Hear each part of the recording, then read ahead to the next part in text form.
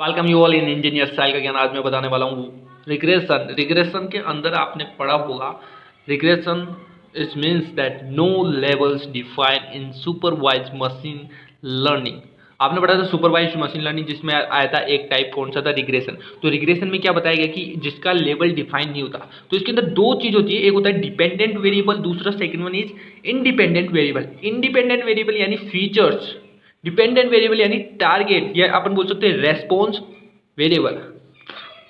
तो देखिए, independent variable is the variable that is manipulated to determine the value of the dependent variable. अब कैसे होता है, देखो एक एग्जांपल बताता हूँ। y है जो आपका, एंड इधर है ना बहुत सारे x1 x2 x3 है, ठीक है। अब y इन तीनों पे डिपेंडेंट है, तो ये क्या हो गया, डिपेंडेंट वेरिएबल, ठीक है। ये तीनों एक दूसरे से अलग अलग है, तो ये हो गए इंडिपेंडेंट वेरिएबल। एक तरह से ये फीचर्स है। अब एक बढ़िया एग्जांपल लेता हूँ लाइव।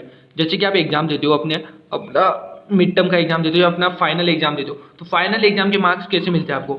आपने जैसे कि मिड टर्म दिया, ठीक है, आपने अटेंडेंस दी अपनी, आपकी क्लास में कितनी प्रेजेंस है, उसके बेस पर एक फीचर हो गया। दूसरा फीचर आपका मिड टर्म का, तीसरा फीचर आपकी करिकुलम एक्टिविटीज़ का। तो इन तीनों को मिलाकर आपको वाई मिलेगा ना फाइनल रिजल्ट। तो ये क्या हुआ कि वाई आपका डिपेंडेंट हो गया इन तीनों पर। बट प्रजेंट और आपका ये मिड टर्म एग्जाम आपस में लिंक है क्या, नहीं है। ये क्लास की प्रजेंट है आपकी, और ये आपका एग्जाम है, अलग अलग दोनों चीज़ें। तो ये दोनों तो इंडिपेंडेंट है, तो अपने आप इंडिविजुअल ये क्या हो गए, इंडिपेंडेंट वेरिएबल हो गए। बट ये तीनों पे ये डिपेंड कर रहा है, तो इसलिए ये हो गया डिपेंडेंट। तो एक तरह से ये फीचर्स है, तो इनको फीचर्स भी कहा जा रहा है। आया बात समझ में। और इसको क्या बोल गया, डिपेंडेंट वेरिएबल को टारगेट यानी वाई, या रेस्पॉन्स वेरिएबल, क्योंकि रेस्पॉन्स कर रहा है इन तीनों के रिलेशन में, ठीक है।